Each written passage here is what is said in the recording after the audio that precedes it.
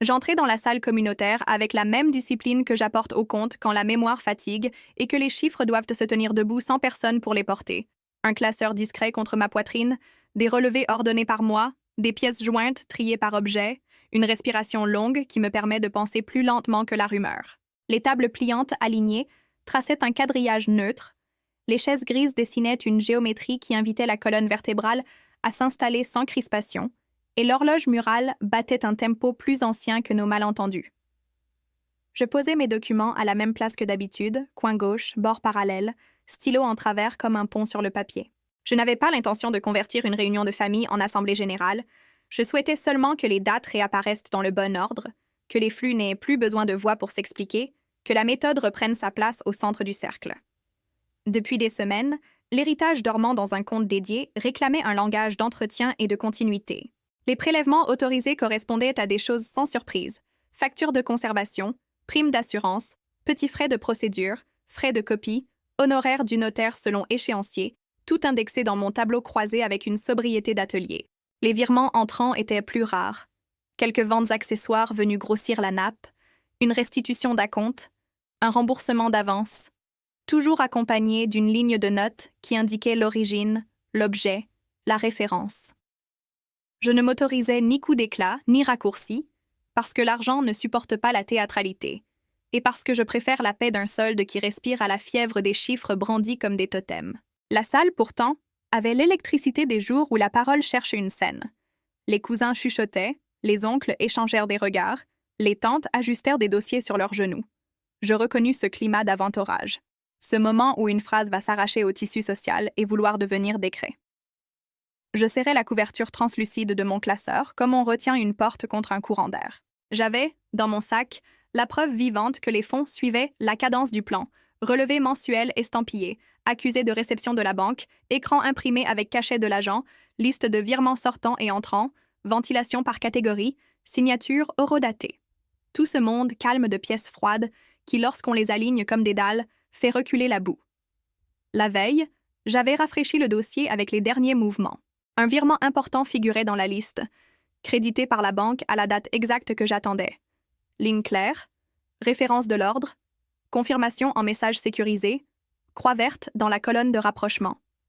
Le notaire avait annoncé la libération partielle d'une somme liée à la vente d'un actif secondaire, la banque avait réceptionné selon la chaîne prévue, le compte avait repris sa respiration normale après la courbe légèrement creuse du trimestre. J'avais écrit en marge une note modeste pour mon usage: clôture provisoire dans 3 semaines si rien ne bouge, nouvelle projection au jour J, marge de sécurité préservée. Dans ma tête, l'équation tenait sans contorsion, et cette tenue me donnait une joie d'horloger. Il arrivait pourtant que l'histoire se cogne contre le mur de la méfiance.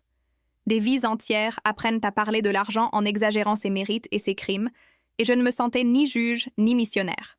J'avais seulement envie que la salle entende la cadence exacte d'un conte qui fait son œuvre, ni mine d'or, ni gouffre, simple conduit réglé par des autorisations. Mes mains glissèrent une feuille blanche sur le dessus de la pile, prête à noter un rappel, une demande, un chiffre nouveau. La fenêtre laissait entrer un jour pâle. Les ombres coupèrent la table par un trait mat. Je posai les coudes sans peser. J'étais venu pour les colonnes, pas pour les effets. Le moment se leva d'un coup, rapide, cassant, comme se lèvent les phrases qui se croient nécessaires. La pièce prit une température plus aiguë. Je sentis l'ordre se mettre légèrement de biais, et mon corps, par réflexe, s'arrima au bord de la table. La déclaration qui prétendait au centre du cercle ne demandait pas de preuves, elle réclamait un adversaire. Je n'avais rien à lui offrir dans ce registre. J'avais des chiffres, des pièces, des scans, des horodatages, des signatures. Mon pouls descendit d'un cran, non par découragement, mais pour laisser la place au protocole. Je sortis d'abord la dernière synthèse, celle qui tient sur une page en 4 blocs, solde d'ouverture et de clôture, entrée, sortie, variation, et je la posai devant moi comme on pose un niveau. Je glissai ensuite les relevés du mois, bande supérieure sur bande supérieure, pour que l'œil humain puisse lire la continuité d'un regard sans basculer vers des légendes. Je plaçai la confirmation de virement en 3e position, un écran imprimé, code de transaction, date et heure, identité de l'émetteur, référence interne, signe distinctif de validation. Tout ça sentait l'encre froide, pas le sang. Je repris la trame des opérations avec cette voix intérieure qui m'accompagne lorsque l'espace cherche une scène. Il existe un compte et un plan d'emploi. Il existe un notaire qui arbitre les libérations. Il existe une banque qui enregistre et notifie. Il existe des pièces qui racontent sans bruit. Mon travail fréquente l'ossature de ces 4 existences. Je n'ai pas de goût pour la joute, je n'ai pas d'aptitude à l'hyperbole, j'ai des colonnes et des lignes, des devants et des derrières, un alignement qui fait tenir la page. Je me suis installée dans ce dessin il y a longtemps pour me protéger des orages qui vont plus vite que les chiffres. Dans l'attente, je déroulais la chronologie de la semaine. Lundi, mail sécurisé de la banque confirmant la réception. Mardi, rapprochement automatique dans l'export CSV. Mercredi, contrepassation légère sur un frais de dossier mal codé. Jeudi, correction validée par l'agent. Vendredi, projection ajustée. Le fil, simple, net, me rappelait que ce qui se dit peut attendre, que ce qui s'écrit doit précéder, que ce qui s'enregistre finit toujours par rendre sa lumière. Mon crayon dormant sur la marge, je posai mon doigt sur la case verte du virement, et je sentis mon attention y rester doucement aimantée. Je n'ignorais pas le poids des salles pleines où la famille devient publique malgré elle. Les chaises s'étaient rapprochées, les thorax retenaient leur souffle, le moindre froissement de papier paraissait dilater l'air. Je refusais de céder la place à l'ombre ancienne d'une humiliation possible. J'avais appris à politiser les jours autrement, avec des papiers bien tenus, des circuits décrits, des signatures à leur place, des responsabilités à visage découvert. Le reste appartient à la météo. Un message alors vibra, discret, sur l'écran de mon téléphone. La banque rappelait la tenue d'un point prévu pour l'après-midi à propos des accès en ligne, ajustement de droits, mise à jour de mandat, présence d'un agent itinérant. Je lus la ligne comme on lit un passage secourable. La journée n'allait pas se résoudre dans une arène privée, elle continuerait son chemin public de procédure. Je repliai ma patience sur mes genoux, bien serrés, prête pour la suite. L'agent de la banque arriva avec la neutralité travaillée de ceux qui vivent entre les chiffres et les visages. Une mallette mince, une tablette, un dossier souple, une politesse sans insistance. Je reconnus dans son bref regard le tour d'horizon des pièces, le relevé à portée, la confirmation posée, les colonnes visibles, la possibilité d'une démonstration propre. Je lui laissai la table, je me décalai de 10 cm pour que sa main trouve son élan. Dans sa bouche, les mots techniques ne tranchèrent rien. Ils accompagnèrent la matière vers son plan. Je posai mon doigt sur la feuille maîtresse, et je le retirai aussitôt, comme on recule devant une machine conforme qui n'a pas besoin d'une main de plus. La tablette déploya un portail familier, page de compte, identifiant, double authentification, scellement du flux, historique consultable par période, extraction possible. L'agent appuya sur la ligne du dernier virement. Une fenêtre s'ouvrit, la référence apparut, l'horodatage exact, l'émetteur, le message de l'émetteur, le chemin du paiement, la date d'arrivée comptable. Au bas de l'écran, le statut, exécuté. Il sélectionna l'option qui affiche le détail technique, code SWIFT, numéro interne, empreinte numérique du message bancaire. La salle vit un rectangle propre. Je vis un monde que je fréquente, un monde où l'on sait exactement d'où vient la lueur d'une somme. L'agent releva la tablette pour que l'assemblée puisse la voir.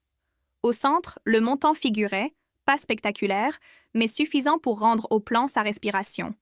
À gauche, le nom de la contrepartie, notariale, ligne claire, sans confusion. À droite, la date, celle que j'avais notée, celle que mon fichier avait déjà machinée. En haut, le solde à jour. Rien de dramatique, rien d'héroïque, seulement le mouvement attendu. Les chaises parurent lâcher une contrainte invisible. Ma poitrine, elle aussi, desserra l'étau que le bruit installe sans prévenir autour des organes. Je suivis la diagonale du regard, du montant au solde, du solde à l'historique, de l'historique à la colonne des entrées, de la colonne des entrées au rapprochement, du rapprochement à la synthèse. Tout correspondait de façon presque émouvante. Ce que j'avais imprimé, l'écran le recopiait, ce qu'il affichait, la banque l'enregistrait, ce qu'elle enregistrait, mon tableau l'accueillait, ce que mon tableau accueillait, la salle le regardait. La chaîne complète se tenait devant nous, souple et dure, simple et dense. Je me sentis appartenir à ce système plus qu'à la scène. L'agent ajouta un dernier trait, une lecture à haute voix des éléments signifiants, sans pathos, sans flèche, juste le code, le nom, la date, le statut, le solde. La salle entendit une musique minimale. Je pris une feuille et j'y inscrivis le numéro de la transaction. Non pour m'armer contre qui que ce soit, mais pour nourrir mon dossier d'une graine de preuve supplémentaire. Je rangeai le papier à sa place, derrière la confirmation imprimée, devant la synthèse. Tout avait repris sa logique de tiroir. Je regardais autour de moi, non pour recueillir des airs contrits, mais pour vérifier que la pente s'était inversée, que la réunion pouvait revenir au cœur de l'ordre du jour, état des lieux, prochaines étapes, calendrier. Le téléphone de l'agent vibra à son tour, un bref rappel d'un rendez-vous suivant. Le temps social s'aligna sur le temps bancaire. Je posai ma paume sur la couverture translucide de mon classeur et j'y sentis la texture lisse des choses réglées. Après le départ de l'agent, la salle retrouva un grain plus ordinaire. Les voix se remirent à parler de tâches et de dates.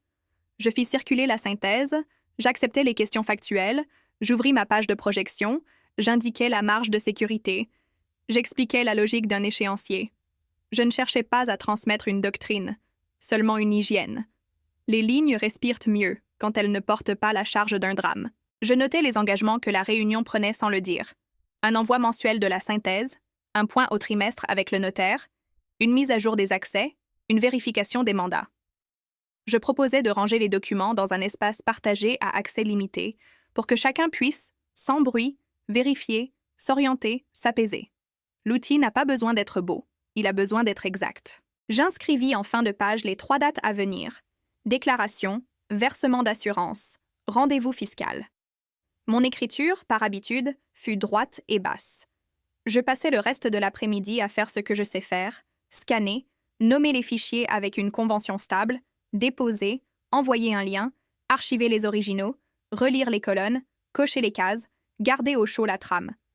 Je m'accordais au milieu un thé clair, avalé sans hâte ni écrasement.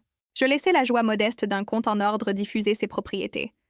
Je n'attendais ni remerciement ni réparation, seulement que le bruit retourne à son niveau de fond. Je rentrais chez moi avec la chemise sous le bras, moins lourde que le matin.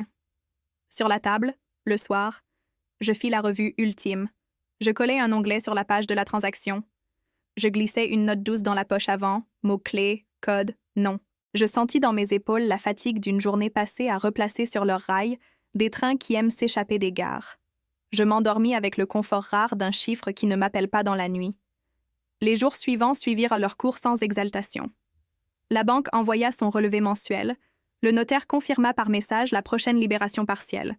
Les petites factures s'égrenèrent. La ventilation s'aligna. Les graphiques prirent leur air sans suspense. Je commençai à écrire une courte note d'usage sur la lecture simple d'un compte commun avec les balises utiles, l'ouverture, les entrées, les sorties, la clôture, le rapprochement, la petite marge, la projection. Je laissais cette note vivre dans le dossier partagé, visible, accessible, sans injonction. J'aime qu'un mode d'emploi se tienne prêt comme un parapluie. Lorsque je repensai plus tard à la scène, ce ne furent ni les voix ni les visages qui surgirent d'abord, mais le rectangle de la tablette tenu à hauteur d'yeux, avec la ligne nette du virement et les mots si peu dramatiques. Exécuté, référence, date, solde. Je revis mon doigt approché, non pour montrer, mais pour vérifier. Je revis le trait de lumière sur le bord du verre. Je revis l'ombre délicate des mains sur la table. Je mesurais ce que cette petite cérémonie contenait d'éducation silencieuse. Rien n'avait besoin d'être imposé, la preuve vivait d'elle-même. Je conservais précieusement la simplicité de ce mouvement dans mon métier de chaque jour. Dans la colonne de gauche, je laissais vivre les entrées et les sorties comme des oiseaux habitués à leur perchoir. Dans la colonne de droite, je gardais les notes courtes, utiles, et je bannis les commentaires qui cherchent à devenir des personnages. Au centre, je laissais la ligne du solde me parler avec l'honnêteté d'une jauge. J'appris encore une fois que le respect se fabrique dans ses millimètres. Je pensais à la salle entière, aux frissons qui avaient parcouru les chaises, à l'apaisement des thorax, à la façon dont les regards avaient trouvé une accroche sur le verre, à la banale dignité du mot exécuté. J'aurais aimé que chacun reparte avec l'envie d'écrire ses propres colonnes, d'aligner ses propres dates, de déposer ses propres preuves dans des tiroirs nommés. Peut-être cette envie naîtrait-elle plus tard, quand les jours redeviendraient bas calmes. Il suffit qu'une fois la réalité soit apparue telle qu'elle pour que d'autres futurs se souviennent. Je rangeais, au dernier, la feuille où j'avais noté le numéro de la transaction. Je glissais la chemise sur l'étagère réservée aux affaires communes. Je posais la main sur la tranche cartonnée et je restais quelques secondes debout, entre 2 respirations. Je ne me sentais ni victorieuse ni vengée, seulement en travail avec une matière qui aime les gestes réguliers. Si un autre tumulte devait revenir, je savais déjà quelle page ouvrir, quelle colonne regarder, quel rectangle de lumière offrir à la salle. Ce savoir me suffisait. La banque continua son œuvre sans commentaire. le notaire la sienne. La famille retrouva ses sujets ordinaires: menu, tâches, rendez-vous, anniversaire. Le comte, de son côté, continua d'être ce qu'il doit être. Pas un héros, pas un coupable, un endroit tenu. Je me fis la promesse de protéger ce caractère par la seule chose qui tienne: des lignes, des dates, des preuves, et la patience nécessaire pour que tout cela travaille à la bonne vitesse. Je n'ai pas changé de religion ce jour-là, j'ai seulement confirmé mon goût pour la propreté des flux.